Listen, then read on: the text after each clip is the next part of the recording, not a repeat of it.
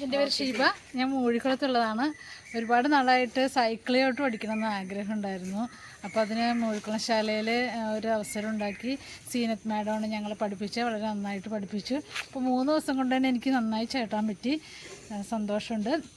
ഈ സൈക്കിളിലായിരിക്കും ഓഫീസിലേക്കൊക്കെ യാത്ര.